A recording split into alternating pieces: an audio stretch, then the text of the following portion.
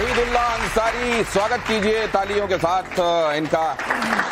मौलाना वहीदुल्लाह अंसारी वैसे भी किसी परिचय के मोहताज नहीं हैं और अब तो आपको यह समझ में आ ही गया होगा कि धर्म संकट होता होगा उन लोगों के लिए जो धर्म में असल में संकट की तलाश में हमेशा रहते हैं, लेकिन जिन लोगों ने धर्म को पढ़ा है, जाना है, उसमें अंदर तक डुबकी लगाई है, उसको समझने का प्रयास किया है, वो संकट का समाधान भी निकाल कर ले आते हैं। ऐसे ही हैं मौलवी वहीदुल्लाह अंसारी चतुर्वेदी।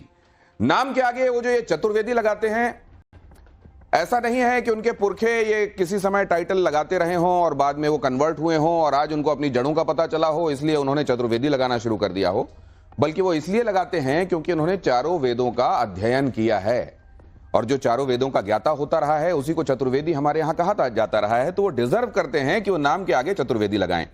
न सिर्फ देश में उनको सेलिब्रेट किया जाता है एक ऐसे व्यक्ति के तौर पर जो सहिष्णुता का चेहरा है, एक ऐसे व्यक्ति के तौर पर जो असल में इस्लाम का अनुयायी है लेकिन साथ में उतनी ही पैठ रखता है वो सनातन की पद्धतियों में, उसको जानने में। और मक्का में भी उनका सम्मान इसलिए किया गया क्योंकि वहां जाकर उन्होंने वेद पाठ किया।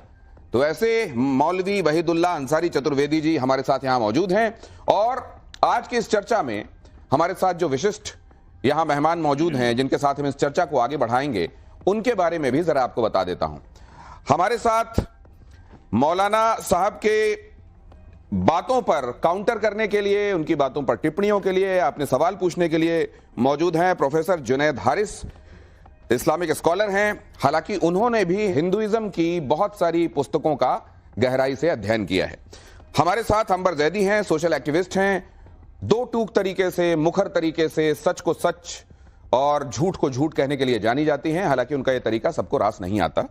हमारे साथ हाजी नाजिम खान हैं जो कि पॉलिटिकल एनालिस्ट हैं। हाजी नाजिम साहब, बहुत स्वागत है आपका। और हमारे साथ हैं आचार्य विक्रमादित्य, धर्मगुरु हैं। और हमारे साथ यहां यह जनता जनार्दन वो जो आप देख सकते हैं वेशभूषा से आपको पता चलता है कि सनातन के ये खुद भी विद्यार्थी हैं।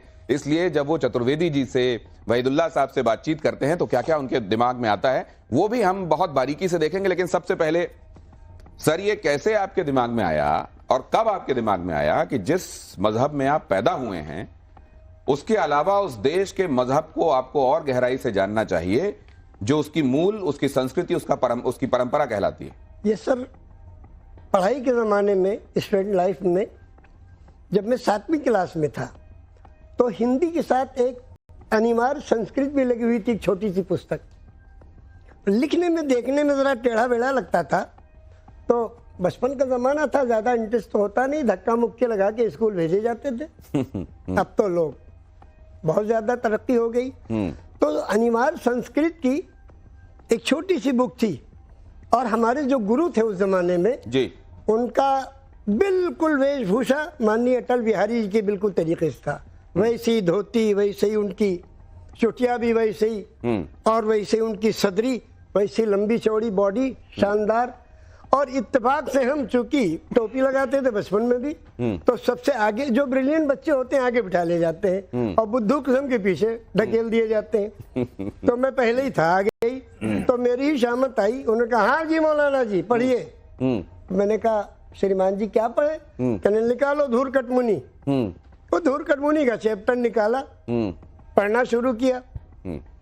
अब जब उसको पढ़ना शुरू किया, सबसे पहला उसका सेंटेंस था, एक कस्मिन बने धूर्कटा नामा एका मुनि आसीत। एक वन में धूर्कट नाम के एक मुनि रहते थे।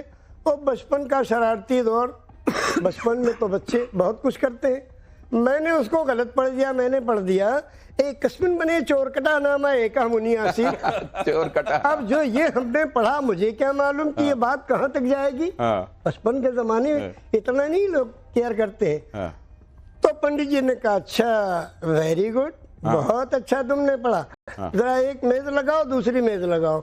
2 मेजें लगाई गई। उसके बाद मुझे उस पे मुर्गा बनाया गया। मैंने कहा, वाह कितना बढ़िया शुभ काम किया हमने कि इतना सुंदर हमारा इस्तकबाल हो रहा है। तो फिर मेरे दिल को ये बात लगी कि नहीं, सही को सही, गलत को गलत समझना चाहिए। तो फिर मैंने उस पुस्तक को पढ़ा। उसके बाद जितनी धर्म ग्रंथें हमको मिली, तो जो मेरे यहाँ पेपर देता था उसने पेपर के साथ लाके एक हमको वाल्मीकि रामायण दे दिया, उर्दू में छपी हुई, बाबू मनोवर प्रसाद राणा की लिखी हुई, 3 भागों में वाल्मीकि रामायण दिया, प्रथम भाग, द्वितीय भाग, तृतीय भाग, उर्दू में। तो अच्छा लगा, उसको पढ़ा। एक तरफ मर्यादा पुरुषोत्तम श्री रामचंद्र जी की जीवनी और दूसरी तरफ स्टैच्यूज में सब दिखाया गया, दर्शाया गया, अच्छा लगा। जब हमें टाइम मिलता था पढ़ते रहते थे। फिर वाल्मीकि रामायण, तुलसीकृत रामायण और राधे श्याम रामायण, बजरंग विजय रामायण, आध्यात्म रामायण, भुषुंडी रामायण, अद्भुत रामायण, द्वितीयाद रामायण, सच्ची रामायण, पक्की रामायण, संग्राम रामायण, ये हमने 14 रामायण पढ़ डाले सीरियल वाइज। समय था, जवानी थी, स्टेमिना थी, हमने कहा अच्छी चीज तो अच्छी लगेगी, कोई भी गुड़ खाएगा उसको कड़वा थोड़ी लगेगा। और राम की वाणी है और राम की सुंदर जीवनी है। राम मर्यादा पुरुषोत्तम कैसे बने, कैसे लोगों को संदेश दिया और कैसे लोगों का उद्धार किया और कैसे पिता के वचनों का पालन करके और पूरी राज रियासत को ठोकर मार के वन में चले गए। ये सारा पढ़ा तो अंदर बड़ी अच्छी चीजें आई। तो फिर मैंने वेदों को ग्रहण किया, फिर ऋग्वेद, सामवेद, अथर्ववेद, यजुर्वेद, इसको भी पढ़ा। वो भी उर्दू में? नहीं, उसको हिंदी में पढ़ा, हिंदी में और संस्कृत में मिली जुली भाषा टीका सहित मार्केट में मिलती है। पैसे खर्च करो, ज्ञान तो किसी के बाप का है नहीं, जो चाहे ग्रहण करे। पैसे खर्च करो, अच्छे लोगों के पास जाओ, उनकी संगत में जाओ, ज्ञान मिलेगा। तो मैंने वो भी पढ़ा। जहाँ कहीं भटकते थे अपने बुजुर्गों से और अपने जो ज्यादा ज्ञानी लोग थे उनसे मदद ले लेते थे, तो मैंने ये भी पढ़ा। फिर 18 पुराणों को पढ़ा, श्री विष्णु पुराण, शिव पुराण, पद्म पुराण, स्कंद पुराण, गरुड़ पुराण, वायु पुराण, सूर्य पुराण, अग्नि पुराण, ब्रह्म वैवर्त पुराण, लिंग पुराण, वामन पुराण, उत्तरभूषण पुराण, काकभूषण पुराण, हरिवंश पुराण, देवी भगवत पुराण, भाष्य पुराण, भविष्य पुराण, मत्स्य पुराण, कल्कि पुराण, ये 18 पुराण में। क्या बात। और फिर हमने उसके बाद जब वेदों के मंत्रों को खंगाला, तो अब जैसे वेद का एक मंत्र है, एकम ब्रह्म द्वितीयो नास्ते नेह नास्ते किंचन, पूरे ब्रह्मांड का मालिक एक ही ईश्वर है, दूसरा कोई नहीं, नहीं था, नहीं है, नहीं होगा, किंचन, किंचा भर भी नहीं, एकम एवं अद्वितीयम, वो परमेश्वर, वो प्रभु अकेला है, कोई दूसरा उसका शरीक नहीं। स्वामी दयानंद सरस्वती ने उस परमेश्वर के 99 नाम संस्कृत में गिनवाए हैं। और पवित्र कुरान का जब पहला चैप्टर आप खोलेंगे तो 99 नाम अरबी में उस ईश्वर का भी है, जो अल्लाह से शुरू होता है, रहमान, रहीम, करीम, सत्तार, जब्बार, गफ्फार, माफ करने वाला, रोजी देने वाला, सबको ज्ञान देने वाला, सारी उसकी सिफात। 99 नाम इधर संस्कृत में है, 99 नाम अरबी में है। तो जब इतना प्यार है, इतना आपस में सारी चीजों में आपस में इतना जोड़ है, तो हम क्यों दूसरे को द्वेष देते हैं, क्यों प्रदूषण फैला रहे हैं? हम मनुष्य हैं, मनुष्यता का प्रतीक बने, इंसान है, उन्स कहते हैं प्यार और मोहब्बत को। लव बिगेट्स लव, प्यार दो प्यार लो। जितनी जोर से बाल फेंकेंगे उतनी तेजी से रिवर्स होगा। तो हम क्यों नहीं प्यार की बात, क्यों प्रदूषण फैलाते हैं? प्यार की बात करो। एक ही माता पिता की संतान है, सब एक ही जगह से आए, एक ही जगह जाना है। वसुधैव कुटुंबकम, हम सब एक माता पिता के संतान हैं और एक ही प्रभु ने भेजा है। इस संसार में जीवन यापन करने आए हैं, सब अपना समय पूरा करके फिर वहीं लौट जाएंगे और एक एक सेकंड का, एक एक पल का उस मालिक को हिसाब देना पड़ेगा। क्या बात। आज ये कैमरा हमारे सामने है, हम शुरू से सबसे पैदा हुए हैं और जब तक हमारी अंतिम तिथि नहीं आती है मरने की, सब उसके कैमरे में है। वो नीली छतरी वाला हमको सबको देख रहा, जैसे आज इस प्रोग्राम को लोग देखेंगे, ऐसे वो मालिक सदैव से सभी को देख रहा है और उसने भेजा है इसलिए कि प्यार दो प्यार लो, प्रदूषण न फैलाओ। ये आप जब बात कह रहे थे कि प्यार दो प्यार लो, एक ही ईश्वर की संतान है हम सब, आपस में विद्वेष क्यों रखते हैं, मैं देख रहा था, गला भी रुंध रहा था। और ये तब होता है जब आप किसी बात को दिल की गहराइयों से महसूस करते हैं, तब ये होता है कि आपकी आंखें नम होने लगती हैं। और ये भी हमने कई बार देखा है आप ही को कि रामचरितमानस की चौपाइयों का पाठ करते हुए भी इनका कई बार गला रुंधता है, आंखों से आंसू आते हैं। और भगवान के भक्त की पहचान क्या है, शास्त्रों में जब इसका बखान है तो ये स्पष्ट कहा गया है कि जब ईश्वर का आराधन करते हुए, उनका नाम लेते हुए आपकी आंखों में नमी आ जाए, अश्रुधारा बहने लगे, रोमांच होने लगे, पुलकित होने वाला एहसास होने लगे, तो समझ लीजिए कि आप ईश्वर के साथ कनेक्टेड हैं, उनके ध्यान के साथ एकाकार आपका हो रहा है। लेकिन आप जब ये बातें बता रहे थे, मैं सचमुच खुद भी रोमांच महसूस कर रहा था। जिस तरीके से पुराणों के नाम आप गिना रहे थे, इनमें से बहुत सारे पुराणों के नाम मुझे कहा जाए, मैं सनातनी हूं, हिंदू हूं, लेकिन अगर कहा जाए तो मैं ऐसे फर्राटे से नहीं गिना सकता जैसे आप गिना रहे थे। ये जब आपने पढ़ना शुरू किया, आपने उर्दू में पहले आपने बताया कि श्रीमद रामायण का पाठ आपने किया, वाल्मीकि रामायण, और आपने उसके बाद बाकी के ग्रंथ पढ़ने भी शुरू कर दिए, तो आपके घर वालों को ये पता चला होगा, सब लोग जानते थे। तो किसी ने रोका नहीं कि क्या कर रहे हो? ज्ञान किसी के बाप का है, कौन रोकेगा हमें? नहीं तो कहीं ऐसा तो नहीं हुआ कि किसी ने कहा हो कि तो काफिर होने की राह पे लगता है? कहने वाले कहते रहे बाबूजी, कहने वालों की बाबूजी आप जबान नहीं रोक पाएंगे, लेकिन कहने वाले कहते रहे, हम अपना काम करते रहे। लेकिन सर, यहाँ तो सिर्फ कहने तक बातें नहीं रहती, यहाँ तो क्या क्या जुदा कर देने की बातें होने लगती हैं। अब क्या कहा जाए, ये विडंबना है। हम नहीं समझते कि हमारा खून का ग्रुप मिल रहा है। हम जा रहे हैं कहीं सफर में, मंत्री जी भी जा रहे हैं, एक्सीडेंट हो गया, मंत्री जी को फौरन खून की जरूरत है। अब उसमें जो भी आदमी जिसका ग्रुप मिल जाएगा चढ़ा दिया जाएगा। वहां ना कोई अपर कास्ट होगा ना शेड्यूल कास्ट होगा। उस वक्त नहीं समझ में आता है कि हम ये क्या कर रहे हैं, कौन सा बीज हमने बोया है। इसलिए हम इंसान हैं, मानव हैं, मानवता का प्रतीक बने, सुंदर बातें कहे। तुम भी पियो हम भी पिए गंगा का पानी, प्यार के कटोरे में गंगा का पानी।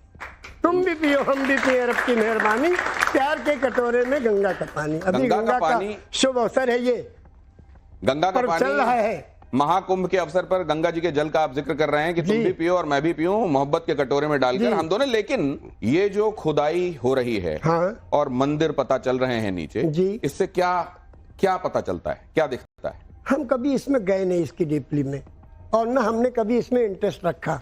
तो वो कहाँ मंदिर बन रहा, कहाँ मस्जिद बन रही, कहाँ क्या कर रहे हैं, तो वो हम ये कहते हैं ईश्वर का नाम लेना कहीं भी ले लो। अच्छा, ठीक ठीक, ये भी वो नहीं ठीक है। लेकिन अगर वो लोग जो कहते हैं कि हमारी आस्था का ये केंद्र रहा और इसको तोड़ा गया, हमारी आत्मा को आहत किया गया और इसके ऊपर मस्जिद तामीर कर दी गई, वो जिन लोगों ने किया, उनके किए हुए को आप कैसा मानते हैं? नहीं, जहाँ जहाँ किया गया वो गलत किया गया।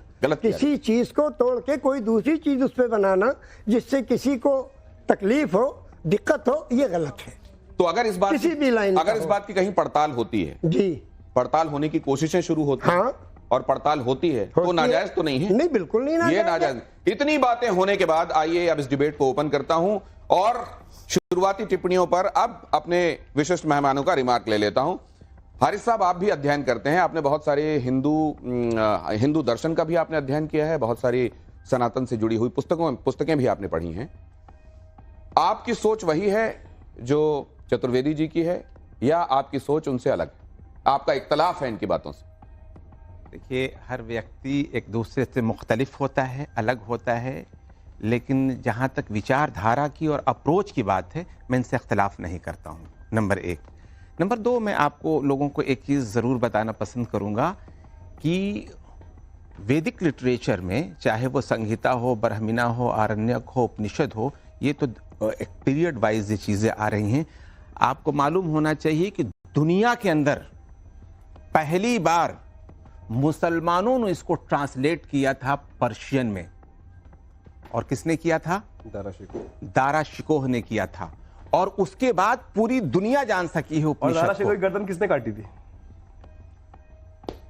अच्छा, इसका भी मुझे जवाब देना है। नहीं, आप जवाब दीजिए ना, आप बताइए। अगर किसी इस्लामिक व्यक्ति ने जिसका हिमायत करने बैठ जाते हैं, दारा शिकोह ने इतना सुंदर कार्य किया, और दारा शिकोह को इसी कारण से, इसी कार्य के लिए औरंगजेब ने उसकी गर्दन काट दी। मुझे बोलने दें यार। नहीं, ये सबसे बड़ा प्रश्न है। अब ये 1.5-2 मिनट ही अपनी बात पूरी करें, फिर आपके पास आता हूं। ये भी वैसे महत्वपूर्ण इसलिए है महत्वपूर्ण कि क्या ठीक काम करने वाले मुट्ठी भर रहे? नहीं, ये असल में नहीं, ये सवाल ये दिखाता है। लेकिन अपनी बात पूरी नहीं, मैं आपको एक चीज बता दूं, राज की लड़ाई, गद्दी की लड़ाई और पैसे की लड़ाई ने इंसान को अंधा बना दिया। कहने का मतलब सीधा औरंगजेब गलत है ना? मैं तो कह रहा हूं कि किसी की गर्दन कोई काटे, किसी भाई की कोई गर्दन काटे, तो उसको कोई सही कह सकता है? इस्लाम तो ठीक नहीं कहता ना। तो जो लोग तथाकथित तौर पे डिबेट्स के ऊपर आके औरंगजेब के सपोर्ट में खड़े हो जाते हैं, वो कौन लोग हैं भाई? मुझे या तो कंप्लीट कर ले, मैं आपको बता दूं, इससे पहले क्या दुनिया में पहली बार औरंगजेब ने अपने भाई का गर्दन काटा था? आपको मालूम होना चाहिए। जिसने भी काटा गलत काटा ना, उसके सपोर्ट में ना खड़े हो, केवल इतनी सी बात है। मैं तो कह रहा हूं कि गलत युद्ध होते हैं, युद्ध होते आए हैं, कौरव पांडवों का युद्ध हुआ, वो गलत ही मान रहे हैं, वो गलत मान रहे हैं। देर से मैं कह रहा हूं, मैं सिर्फ यही नहीं कह रहा हूं, ये भी गलत है कि सिख बच्चों का कत्ल किया औरंगजेब ने, मैं खुले लफ्जों में कहता हूं कि गलत है और अकॉर्डिंग टू इस्लाम गलत है। मैं तो ओपनली कहता हूं, कोई आदमी, एक ही आदमी कोई काम अच्छा करेगा तो उसको अच्छा भी कहा जाएगा, तो एक बात करेगा औरंगजेब ने जो मंदिर तोड़े वो भी गलत तोड़े ना। आज उसकी जो खुद अभी प्रश्न उठा कि आज जो औरंगजेब के टाइम पे मंदिर तोड़े गए, कृष्ण जन्मभूमि तोड़ी गई, या तो आप जो पूछ रहे हैं जायज है, लेकिन उनका जवाब सुनिए। आज मैं वो ये कह रहे हैं कि हिसाब से बहुत बार एक बात उन्होंने बिल्कुल सही बात बोली, आज बिल्कुल सही मूड में है। मैं कह रहा हूं इसको भी प्रतिपादित करते हैं। नहीं, वो एक जो बात कह रहे हैं उससे आप भी मुतासिर होंगे, आप भी सहमत होंगे कि एक आदमी अपनी पूरे जीवन काल में बहुत सारे काम करता है, जिनमें से बहुत सारे बुरे हो सकते हैं, कुछ अच्छे हो सकते हैं, और बहुत सारे अच्छे हो सकते हैं, कुछ बुरे हो सकते हैं, या दोनों का प्रोपोर्शन बराबर हो सकता है। अब इस बात को आगे बढ़ाते हैं जी, अपनी बात और 30 सेकंड में जी। तो मैं ये कह रहा हूं कि उपनिषद का भी तर्जमा किया, और आपको मैं एक चीज बता दूं, चूंकि मेरे पास अब समय इन्होंने कम कर दिया। मैं जिस यूनिवर्सिटी में हूं 1920 में वो कायम हुई है, और आपको मालूम है उस यूनिवर्सिटी के अंदर, अभी तो आप इनकी बात कर रहे हैं, तमाम ग्रेजुएशन में जो स्कूल से बच्चे आते हैं कंपलसरी पेपर होता है, मदरसे से जो खास तौर से पढ़ करके आते हैं, इंडियन रिलीजन एंड कल्चर पढ़ना, हिंदुस्तानी तहजीब और उसका मजहब पढ़ना। एक महत्वपूर्ण बात प्लीज, आप सब लोग देखिए, फिर ये पुरुष प्रधान होने का आप लोगों पे आरोप लगेगा। अंबर दैदी, मैं लेकिन एक बात समझना चाहता हूं, बहुत स्पष्ट यहां पे व्याख्या हो गई कि किस तरह के लोगों को आप सज्जन होने की श्रेणी में रखेंगे, उनकी पहचान क्या होगी, किस तरह के लोगों को दुर्जन माना जाएगा, कैसे लोगों को शरीफ माना जाएगा, कैसे लोगों को बदमाश बेकार माना जाएगा। कोई भी आदमी अलप लोभ भल कहाई न को, जो चौपाई है कि आप में लाख अच्छाइयां हो लेकिन आप में चंद बुराइयां हैं, तो आपकी वो बुराइयां आप पे हावी हो जाएंगी। तो ऐसे लोगों ने जब अपने जीवन में जिसका तनिक ख्याल नहीं रखा, वो लोग हीरो कैसे हो सकते हैं?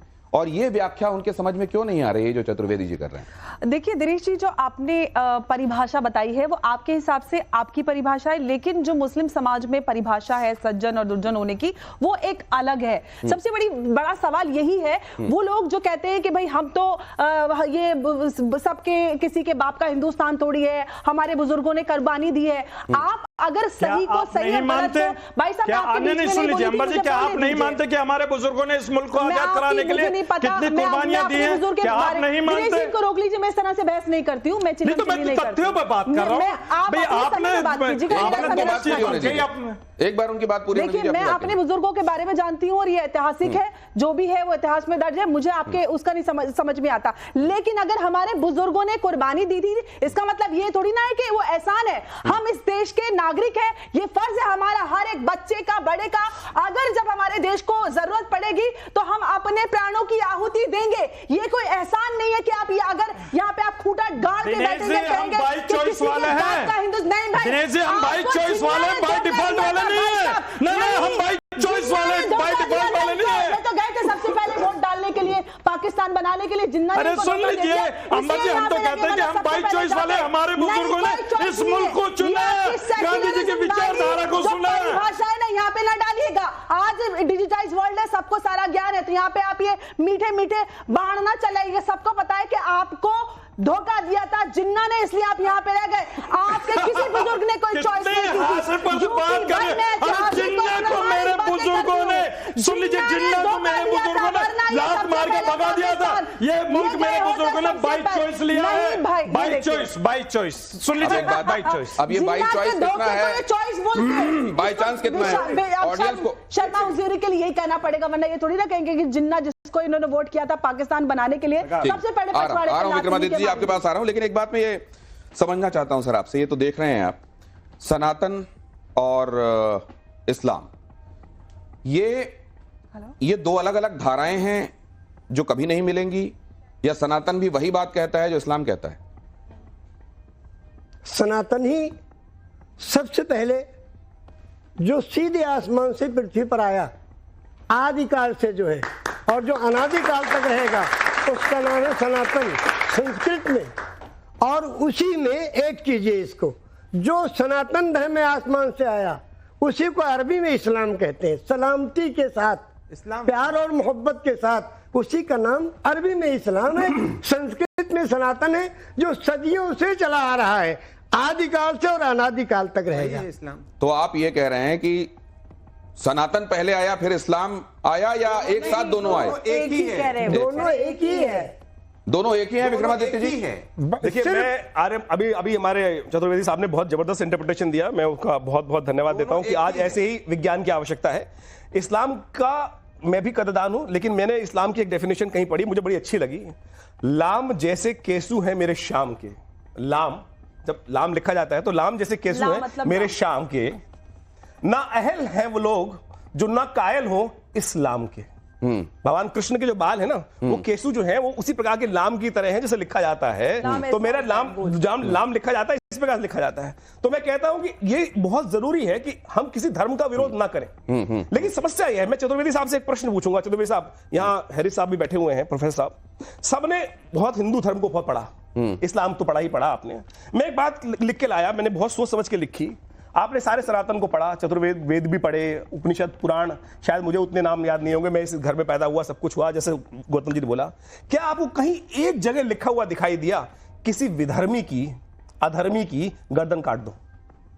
सनातन के अंदर अधर्मी की गर्दन काटने को नहीं कहा गया, विधर्मी की गर्दन काटने को लिखा गया, विधर्मी की भी नहीं कहा गया। तो मुझे बताइए, तो इस्लाम के अंदर जो ये आयतें लिखी हैं, सूरा नंबर 998 जी, सूरा आयत नंबर 385, सूरा आयत नंबर 812, सूरा आयत नंबर 3, जिसके अंदर कहा गया कि गैर इस्लामी, गैर मुसलमान को दोस्त मत बनाओ, अल्लाह गैर मुसलमानों का शत्रु है। ये इंटरप्रिटेशन कहां से आई? आज आवश्यकता है कि आप इन लोगों को सिखाइए, नाजिम साहब को सिखाइए कि ये जो आज तथाकथित तौर पर, मैं कहता हूं इस्लाम ऐसा नहीं है, मतलब कुछ और रहा होगा, कि जो आज इंटरप्रिटेशन मिल रही है वो बड़ी खतरनाक है, भयावह है।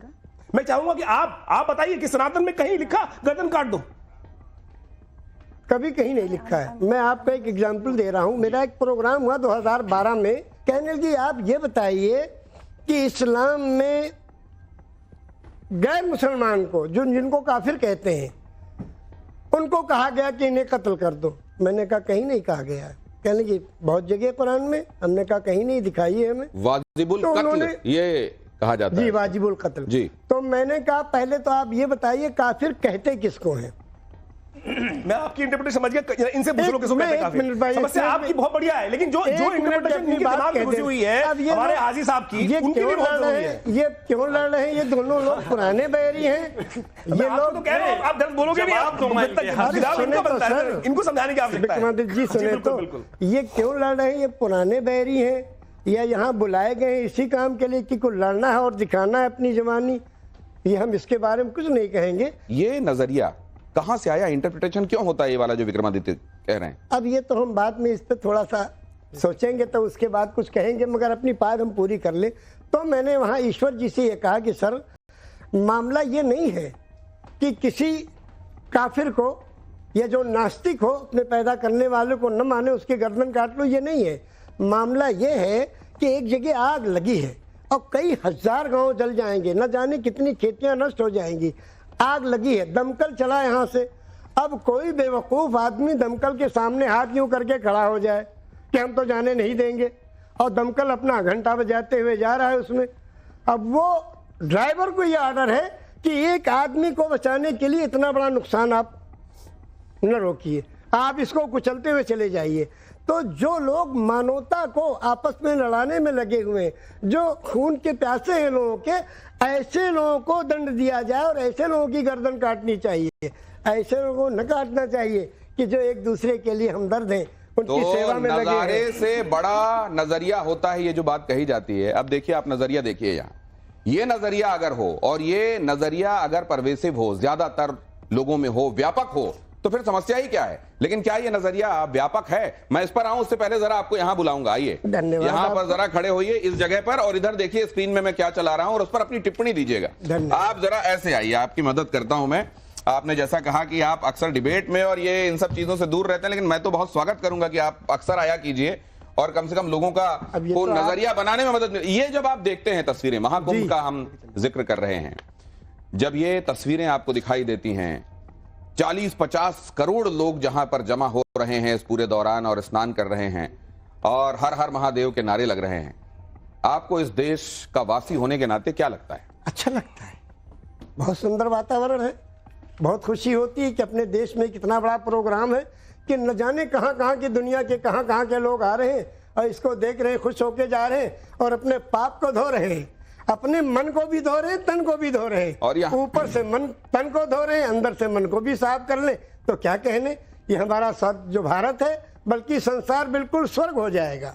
संसार स्वर्ग हो जाएगा और हमें बड़ी प्रसन्नता हो रही है कि ऐसा हो रहा है। इस बात पर तो तालियां होनी चाहिए। आगे देखिए जरा, ये तस्वीर जब आपके सामने आती है तो क्या आता है मस्तिष्क में? इनसे अभी हमारी मुलाकात नहीं हुई, बस खाली पर्दे ही में देखा है इनको। जब पर्दे पे देखते हैं कि बातें सुनते हैं जी, तो आपको इस्लाम के लोगों के मानने वालों के ये रहनुमा लगते हैं क्या आपको? देखिए, इस्लाम का रहनुमा तो सिर्फ जो है वो होगा जिसकी जिंदगी बिल्कुल तमाम द्वेष से, तमाम पापों से, तमाम ख्वाहिशात से बिल्कुल पाक हो, जो बिल्कुल सन्यास किस्म का आदमी हो, जिसको इस संसार में चंद दिन के लिए आया और चला जाएगा।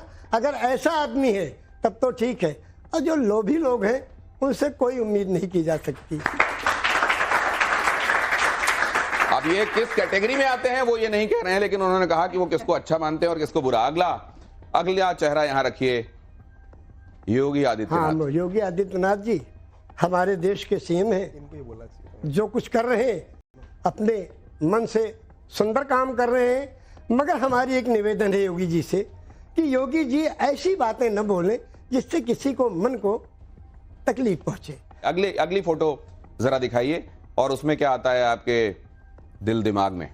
ये तो माननीय वही है, बिन पक चले सुने बिन कान आकर बिन करे कर्म बिना ना आनंद ही सकल रस होगी, जिन्होंने पूरे संसार की सबसे बड़ी चीज को, जो पिता की आज्ञा का पालन करने के लिए और राज तिलक को ठोकर मार के चले गए, 14 साल तक वन में गुजारा और बड़ी बड़ी समस्याएं देखी, उसके बाद आज उनका वो लगा तो ये इनकी प्राण प्रतिष्ठा में इलियासी साहब चले गए थे, उनके खिलाफ फतवा जारी हो गया। लगाया होगा लोगों ने फतवा। आपके ऊपर तो नहीं लगे फतवा? हमारे ऊपर लगाएंगे तो हम निपटना जानते हैं उनसे। हमारे हाथ में है ना ये 4 किताबें आसमान से उतरी, 5वां उतरा डंडा। 4 किताबें आसमान से उतरी, तौरेत, ज़बूर, इंजील और पवित्र कुरान, और ये 5वां डंडा। हम निपटना जानते हैं। अच्छा, लगा के देखें लोग। एक डंडा मुझे भी चाहिए वाला। 5वां उतरा डंडा, वो कह रही है कि एक रेप्लिका मुझे भी दिला दीजिए। अगली तस्वीर, ये अगली तस्वीर। आपकी उम्र नहीं हुई डंडे वाली, अभी आपकी डंडे वाली उम्र नहीं हुई। ये देखिए जरा अगली तस्वीर, ये भी देखिए जी। समझे नहीं, इनको देखते हैं तो क्या आता है ज़हन में। और ये तस्वीर खास मौके की जी के सुपुत्र हैं जी। सब अपनी अपनी दुकान चला रहे हैं, किसी के माल कम है, किसी में ज्यादा है। अब कोई इधर भटक के जाता है, कोई उधर भटक के चला जाता है। चल रही है गाड़ी ऐसे ही। नहीं तो ये भी कुछ ऐसा कहते हैं जो किसी को आहत करता है। ये आहत करने वाली बात कहते हैं। मठाधीश माफिया एक ही हैं, ये कभी आहत करते हैं कि नहीं करते? नहीं, आहत किया होगा इन्होंने कि नहीं हमें नहीं मालूम, मगर हमने नहीं सुना ना। इन लोगों से बहुत ज्यादा हम करीब रहे। बहुत साफ सी बात यह है कि कफन में और अर्थी में जेब नहीं होता है। जाना है खाली हाथ, कितना भी जमा कर ले कोई, चाहे जिस रूप में रह के जमा कर ले, जाना है खाली हाथ। इतना जरूर सोच ले कि जाएंगे तो उसको मुंह दिखाना है, क्या लेके जाएंगे उसके पास। मुंह दिखाना है और कफन में जेब नहीं होता। अब कोई चेहरा दिखाया जा रहा है और किसी संदर्भ में कुछ बातें कही जा रही हैं। आप अपने हिसाब से डॉट्स कनेक्ट कीजिएगा।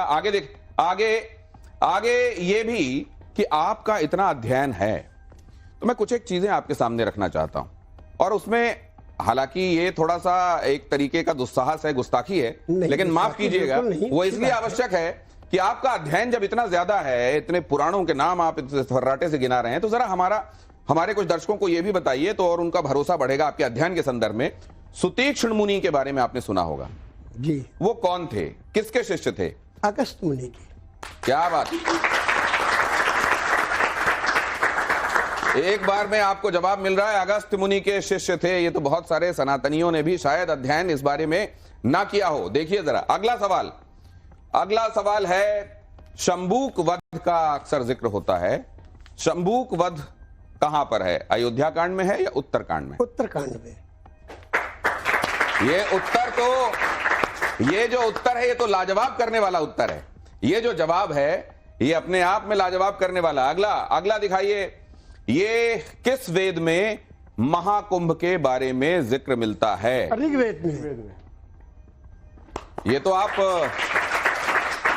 ऋग्वेद में जिक्र मिलता है और ऋग्वेद में यह बताया जाता है कि किस एक खास दिन, किस एक खास तरह की पोजीशंस में जब ग्रह होते हैं तो महाकुंभ होता है। तो ऋग्वेद में उसका जिक्र है। बिल्कुल सही बताया आपने। किन 3 ग्रहों पर कुंभ की स्थिति का निर्धारण होता है कि ये महाकुंभ की स्थिति होगी अगर ये 3 प्लैनेट इन जगहों पर होंगे? वो 3 प्लैनेट कौन कौन से हैं? सूर्य, चंद्रमा और गुरु, या फिर सूर्य, बुध और गुरु?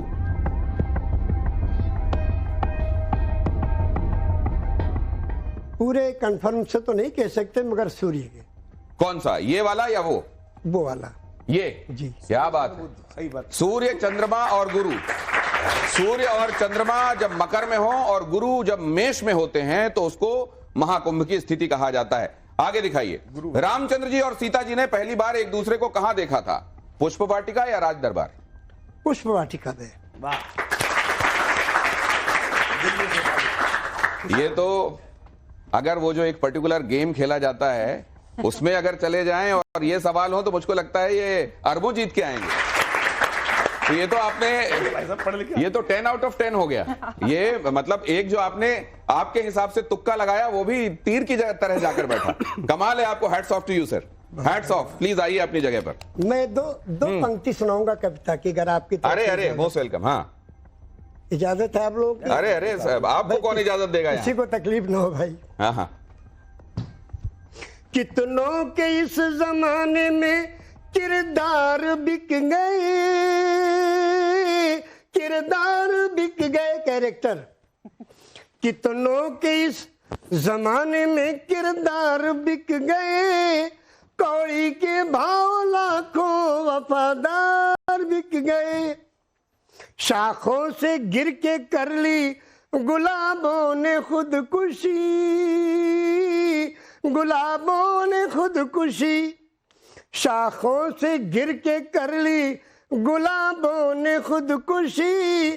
कागज के फूल जब सरे बाजार बिक गए। आर्टिफिशियल फूल 50 रुपए का, गुलाब बेचारा 2 रुपए का। क्या करे जाके मार्केट में? और किसमें वहीद दम है करे हक बयानिया, करे हक बयानिया। सच्ची बात कोई कहने को तैयार नहीं है, मुंह देखी बातें चल रही हैं। किसमें वहीद दम है करे हक बयानिया, जब साहिबाने जुब्बा दस्तार बिक गए। पंडित और मुल्ला जब बिक रहे हैं, माल खर्च करो, खरीदो, जिस पार्टी में चाहे बुला लो उनको।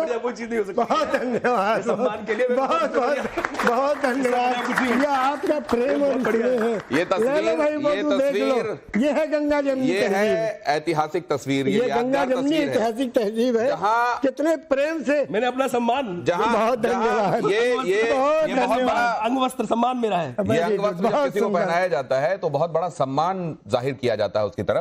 और विक्रमादित्य जी से ये देखने के बाद कि जिन सवालों को सनातन के जानने वाले भी कई बार उस पर सोचेंगे कि इसमें सही उत्तर क्या होगा, उसका जिस तरीके से आपने फटाफट जवाब दिया और जैसे फिर आपने बाद में ये लाइनें कही कि अपना किरदार मजबूत रखो, क्योंकि किरदार की मजबूती अगर है तो बाकी चीजें आसान होती जाएंगी। विक्रमादित्य जी अंग वस्त्र नहीं देते जनरली लोगों को जी, वो जो देते हैं उनसे पूछिए जिनको मिला है। ये मेरे पिताजी का अंग वस्त्र है। विक्रमादित्य जी जो देते हैं वो के पिता नहीं, वो हमारे भी रूहानी पिता। अरे ये जो दे देते हैं उसके बाद इनके खुद के हाथ में कई दिनों तक थोड़ा सा स्वेलिंग थी। तो आप आइए, इधर आइए। अब हमारी बेटी जो अगर इजाजत हो तो एक छोटी सी पंक्ति बिटिया के शान में भी। प्लीज प्लीज, अंबर जी हमारी बेटी की तरह अंबर से आई है ना, ये अंबर जैसा किरदार है जिनका। हाँ बताइए, सुनिए।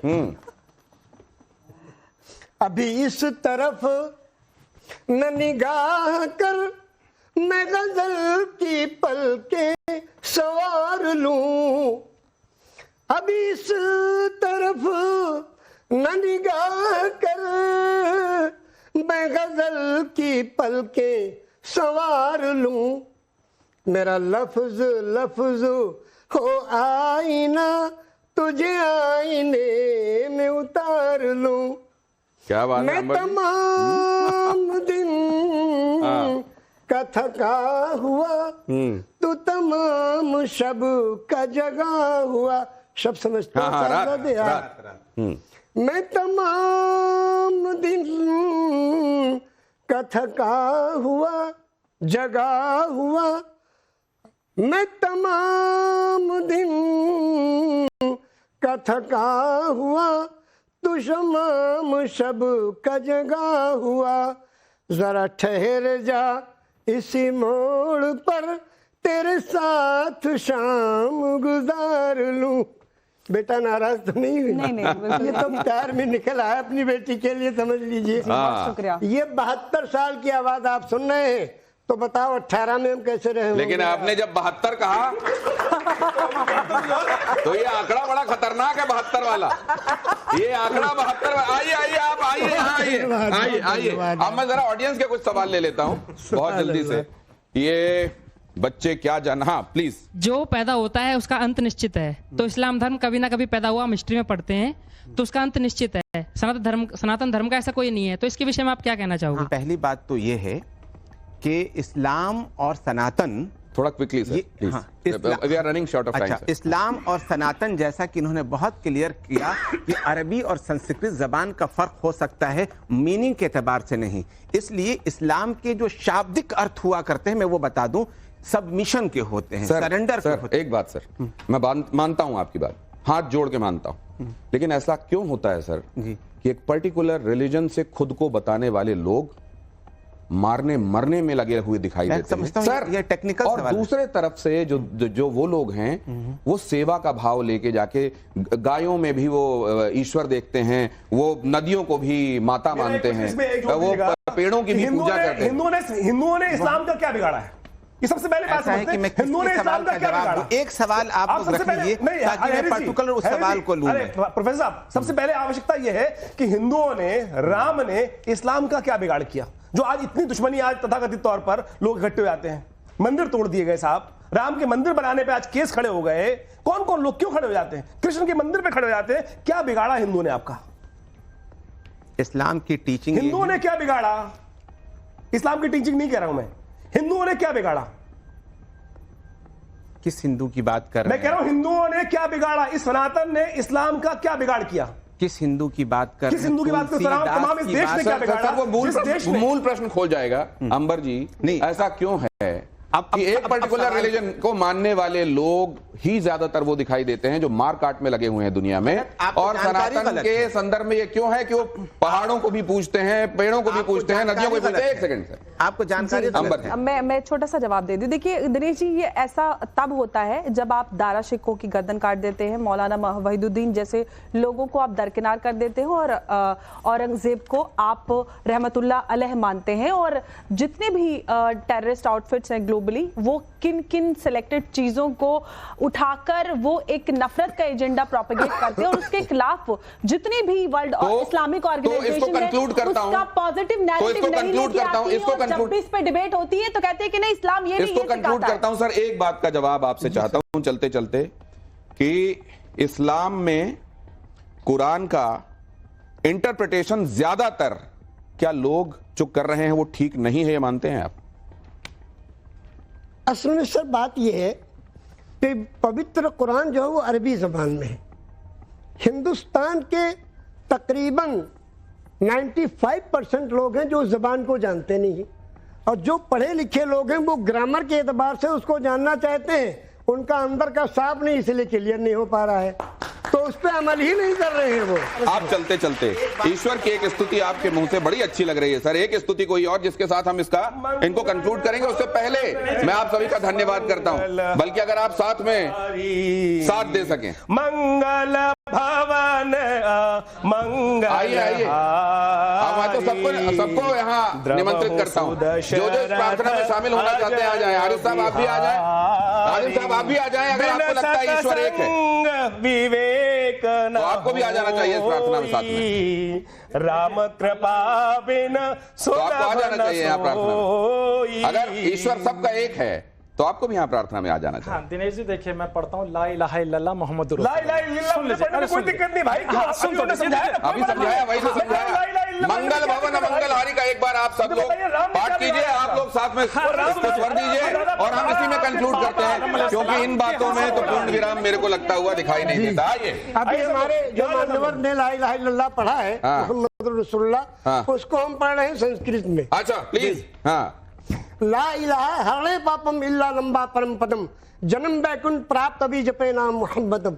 आप देख लीजिए ऋग्वेद के 42वें पृष्ठ पे लिखा हुआ है, प्रॉफिट मोहम्मद का जिक्र है। गजब। चलिए ऋग्वेद के 42वें पृष्ठ पे आप पढ़िए सर। मंगल भवन अमंगल हारी नेम सुदशरथ अजर बिहारी। बहुत धन्यवाद आप सबका। ये आप सब लोग कुछ ना कुछ कहने के लिए उद्यत हैं। हाथ जोड़कर मैं आपसे कहना चाह रहा हूं कि वक्त पूरा हो गया है इस कार्यक्रम का। बहुत धन्यवाद पधारने के लिए, बहुत शुक्रिया आपका मौलवी साहब, इतनी दूर से आने के लिए। और आप कभी डिबेट में नहीं जाते, ये आपने बताया भी, लेकिन आपने गवारा किया और उसके बाद अपने दिल की बात आपने सामने रखी। और मुझको एक महत्वपूर्ण बात जो आपके बारे में लगी कि कोई आपसे ये भी पूछता है कि फर्क बताओ, तो आप फिर से समानता में आ जाते हैं। यही आप